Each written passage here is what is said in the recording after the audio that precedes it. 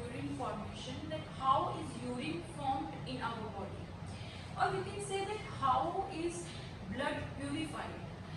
First of all, what is urine? Urine is nothing but all the impurities which are present in our blood. All those impurities together give rise to urine. So if we know that our blood has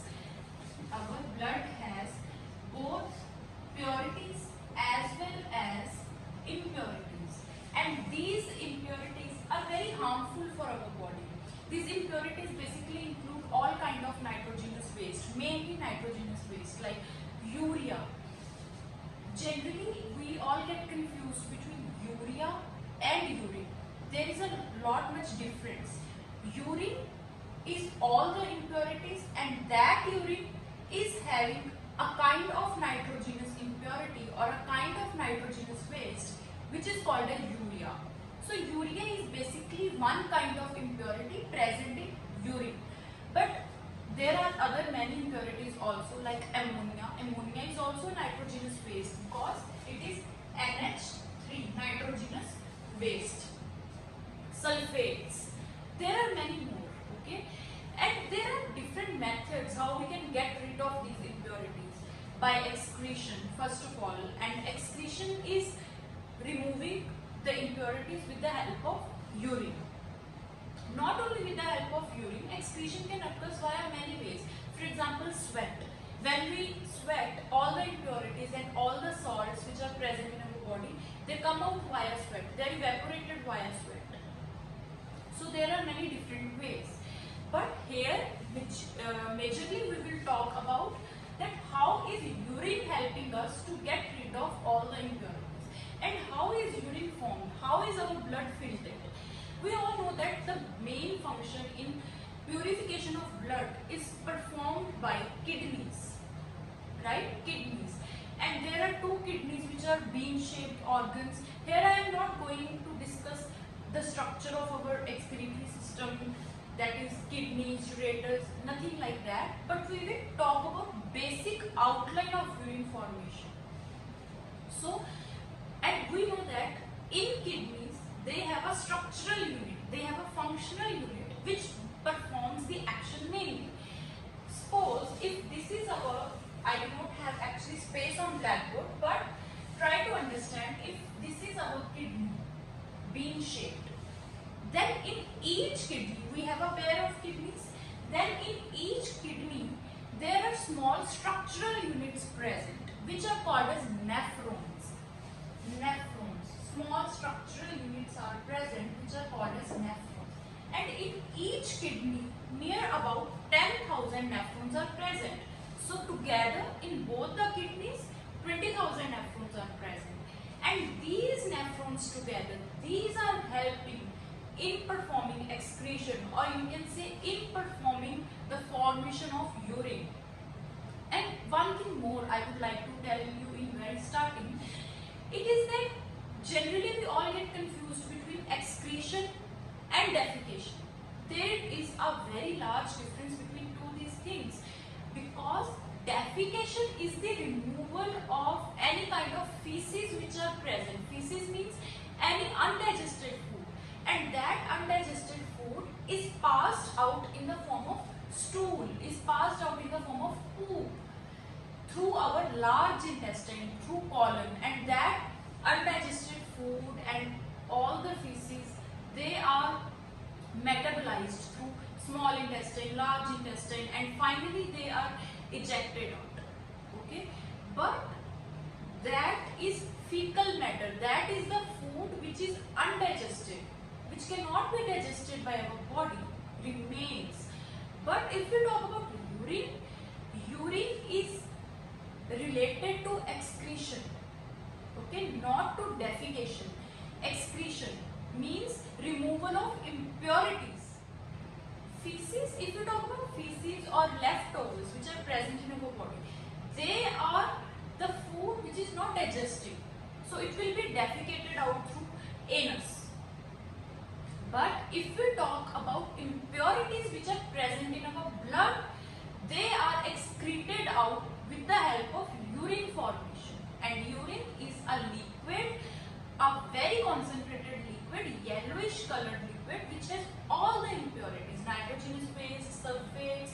That is the difference between excretion and defecation. So defecation is related to removal or elimination of fecal matter, undigested food materials present in our intestine, and it is related to digestive system. We will talk about it differently. But excretion is related to removal of metabolic waste products like nitrogenous waste, sulfates, and it occurs through excretion. And excretion can occur by many ways, with the help of formation of sweat, which will evaporate all the ions, all the unnecessary ions, and with the help of kidneys, which help in formation of urine having all the impurities. Now we will talk about urine formation, that how is urine forming with the help of nephrons. So first thing we need to understand is that nephrons are the main structural and functional unit of kidneys, which will help in formation of urine. And the structure of nephrons is not very simple. It is very complicated. But I will try to explain basic outline, that basic outline of urine formation. I am not going to label each and every part. For example, if we talk about this renal tubule, okay, in this nephron, actually this whole diagram is the magnified nephron, one single nephron. Remember, I told you there are 10,000 nephrons in one kidney. This is the magnified diagram of single nephron. This single nephron has many complicated structures, okay, but I am not going to label all of these, because here in this video my purpose is to give basic outline of physiology of urine formation. So as you can understand it, then after understanding, obviously we can crack the name of different parts, right? So first of all, there is one more difference we should understand, and that is between oxygenated blood and impure blood. Because generally we associated deoxygenated blood, that is blood which is having no oxygen, with impure blood. But this is not the case. Both terms are different, because deoxygenated blood means blood which is deprived of oxygen, which is having no oxygen. But impure blood means which is having impurities. If I am saying that blood is having no oxygen, that is, it is deoxygenated, that does not necessarily means that it is impure also. No, because if a blood is deoxygenated, it can be the case that blood is pure, because there is a difference between pure and deoxygenated. Deoxygenated means no oxygen, but at the same time blood can be pure also. It will be completely pure. They cannot be associated to each other, what I want to say. So renal artery is having the blood as it is an artery, so it will carry oxygenated blood, okay, through our nephron. So that blood will be oxygenated, but it will be impure. That is why renal artery is carrying blood to nephron, so that it can be purified. So the blood which is carried by renal artery is impure but oxygenated, full of oxygen. And why it is oxygenated? Because eventually we know that when nephron will perform its function, nephron is made up of so many tubules. These tubules are lined by cells. So obviously for the functioning of these tubules or these nephrons, they will take up oxygen so as to produce energy.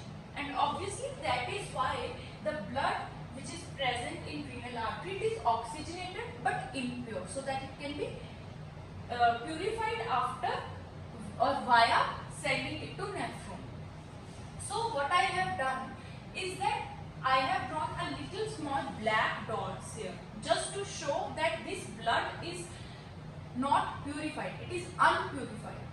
Okay, so this impure blood will be taken to this capsule over here, which is called as Bowman's capsule. Bowman's capsule.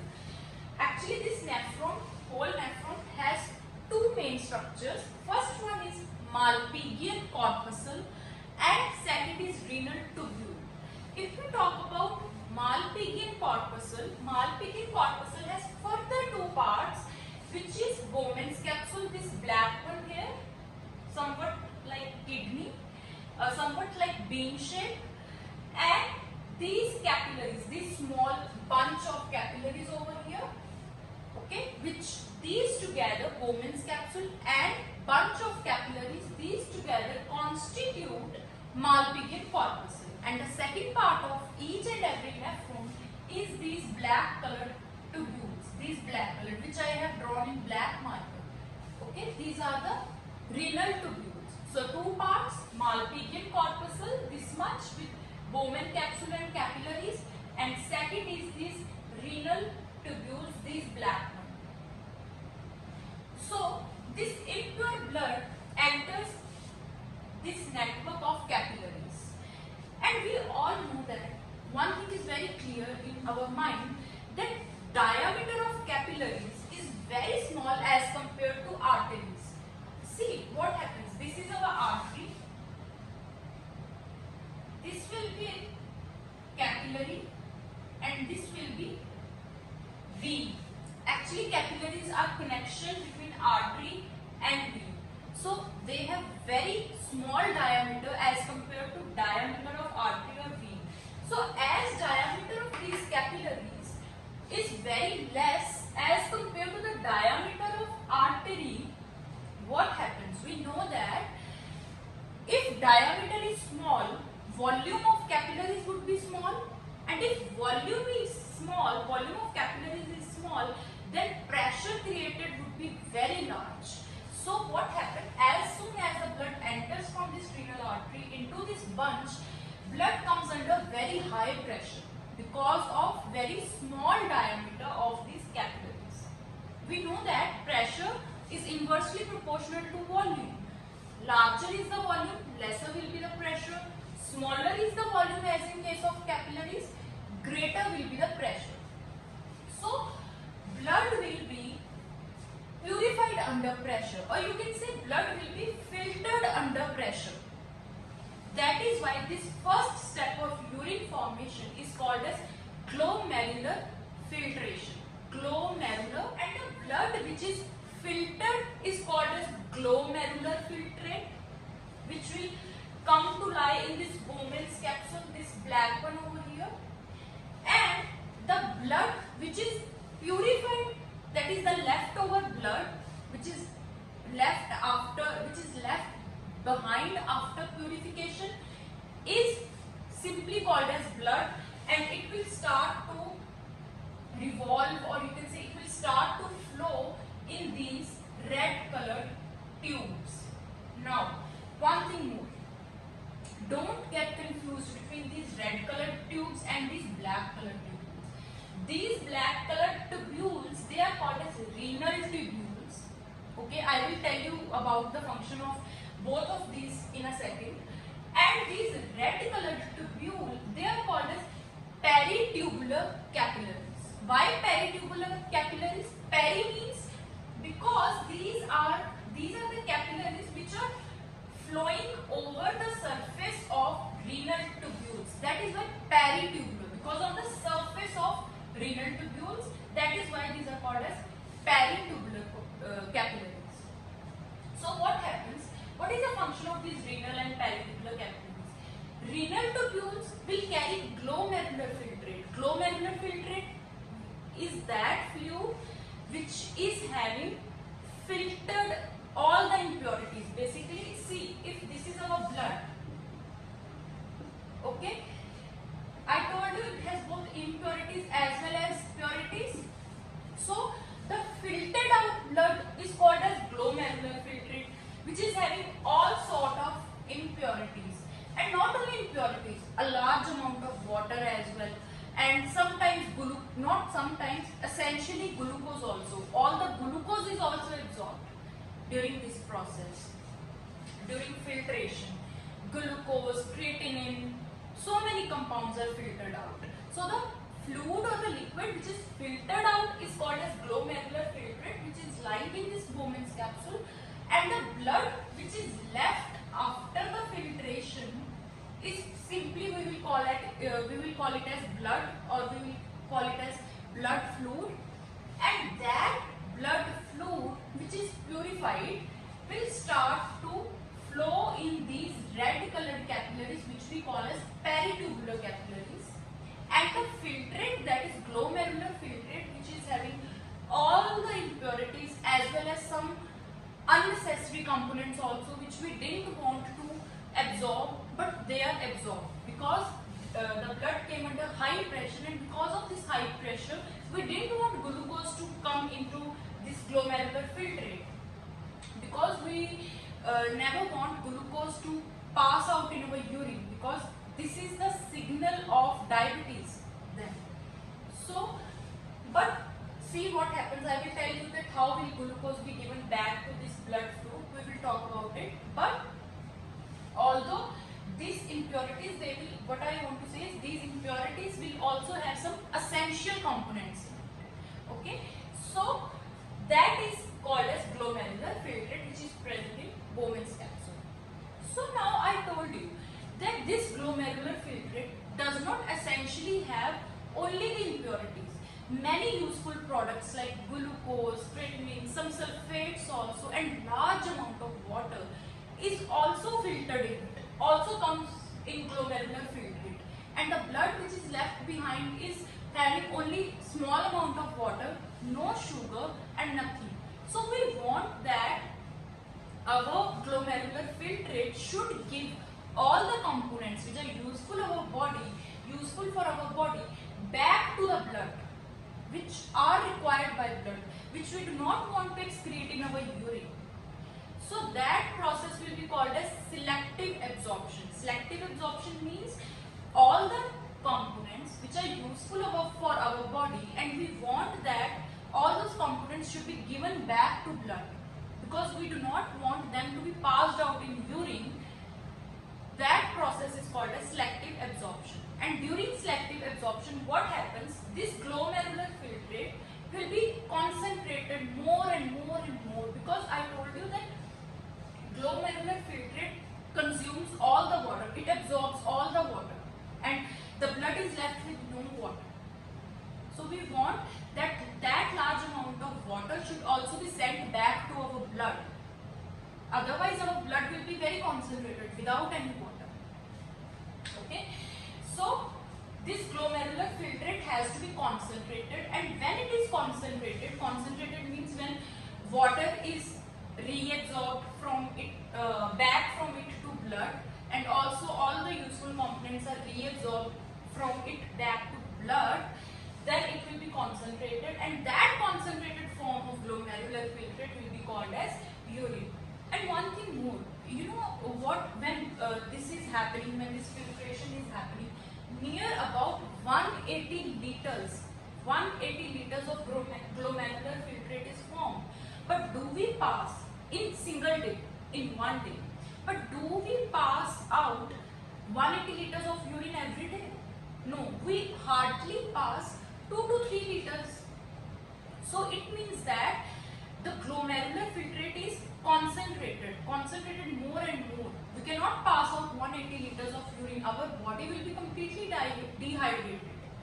So it is more and more concentrated, and that concentration, that selective reabsorption, so that water can be sent back to the blood,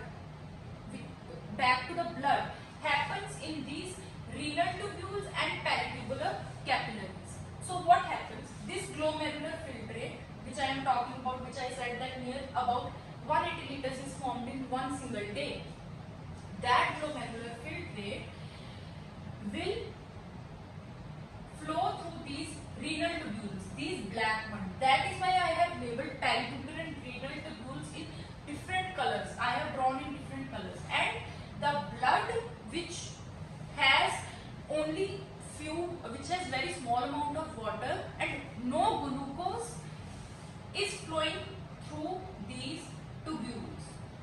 And what we want selective reabsorption, that all of our water and all of our useful materials which are taken by this glomerular filtrate, which is passing via renal tubules now, that glomerular filtrate should hand over all that water back to the blood which is flowing in peri-tubular capillaries. So this is called as selective reabsorption. So how does it happen? What happens? It can happen via passive absorption also, active absorption also. We will not go into that details, okay? Because I will make a separate video on that. Actually, this is not, I am telling in a very simplified way. These renal tubules are also further divided into many parts. This one is called as PCT, proximal convoluted tubule. Then this one here is loop of Henle. Then DCT. Peritubular capillaries are also divided into parts. Like the capillaries which are flowing over the PCT part, they are called as peritubular. But the one which is revolving and flowing around this loop of Henle, U-shaped, the loop of Henle, these red ones, they are called as vasa recta. So we will not go into detail. Just try to understand the main mechanism, that what is happening.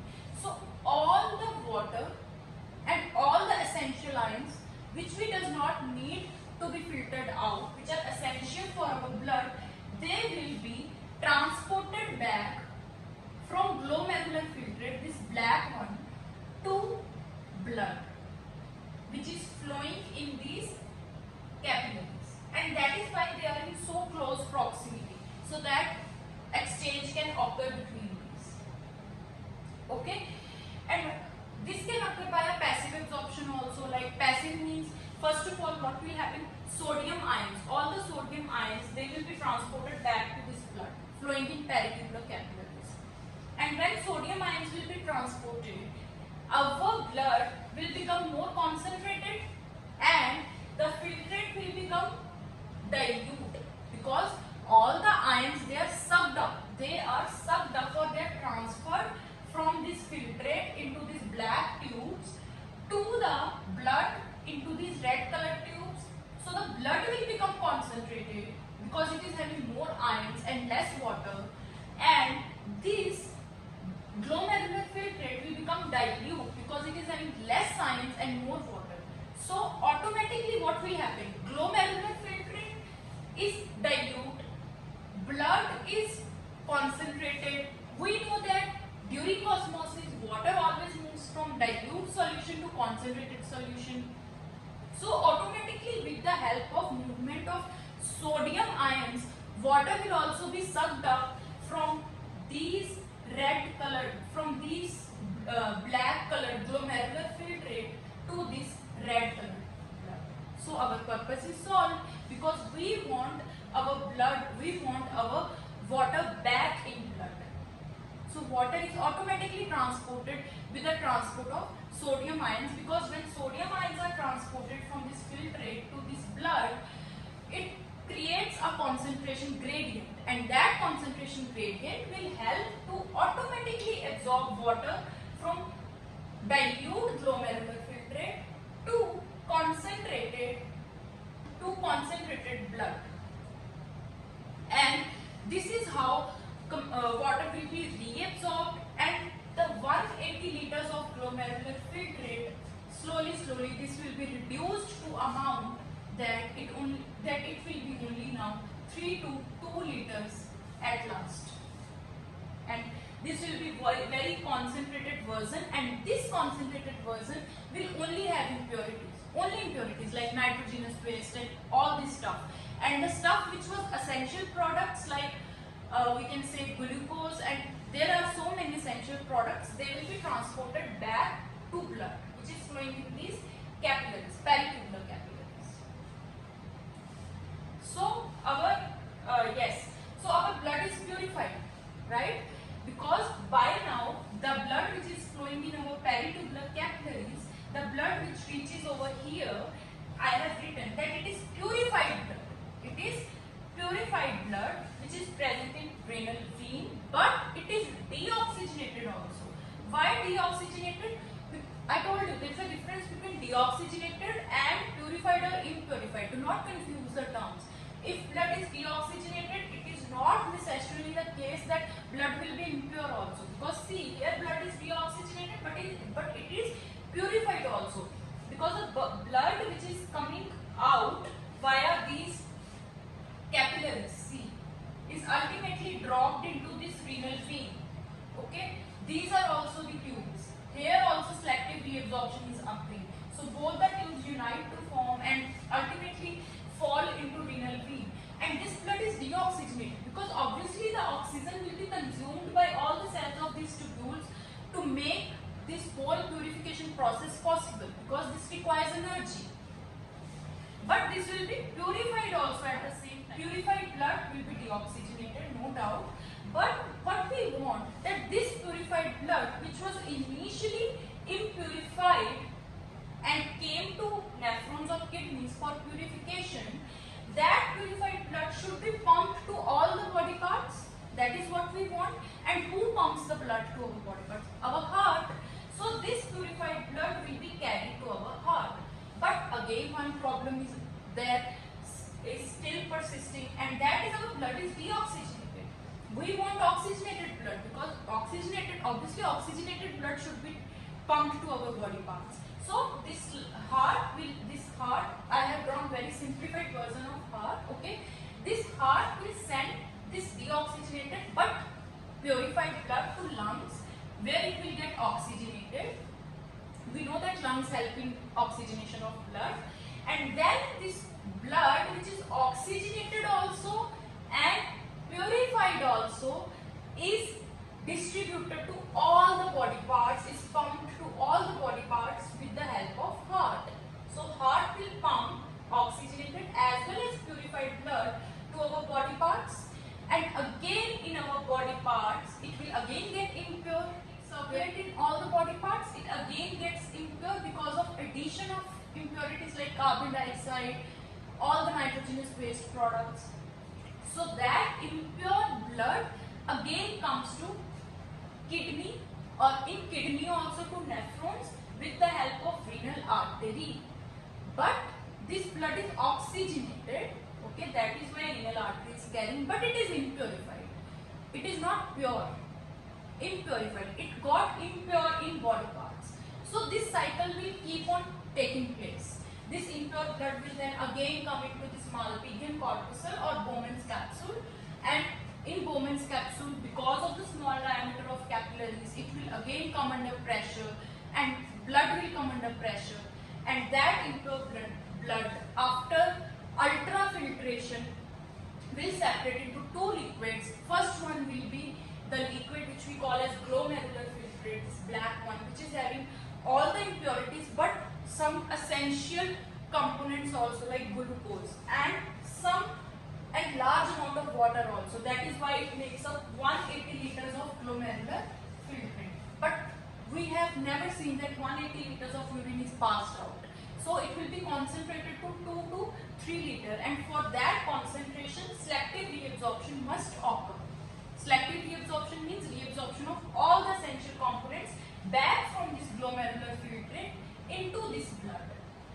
So this glomerular filtrate will pass from this Bowman's capsule into these black colored tubules, and the blood, which is left with almost nothing, like no glucose and very small amount of water, will start to flow into these peritubular capillaries, and as they are in close proximity to each other, that is peritubular capillaries and renal tubules, so exchange can occur between them, and that is why water and all the essential ions, minerals, glucose, they will be transported back from these peritubular capillaries to renal tubules. From renal tubules having glomerular filtrate into these peritubular capillaries having blood. So the blood will be again diluted, and blood will again become powerful because now it is having its glucose back, and also it is having its water back. Okay, and how it is happening I told you, because of sodium ions. When sodium ions are transported from this glomerular filtrate to blood, blood will become concentrated and filtrate will become dilute. So automatically water will also move from dilute to concentrated solution. So ultimately this purified blood which is running in these capillaries, purified blood having glucose and its water back, will come into renal vein. Why vein? Because by now it is deoxygenated, but at the same time it is pure.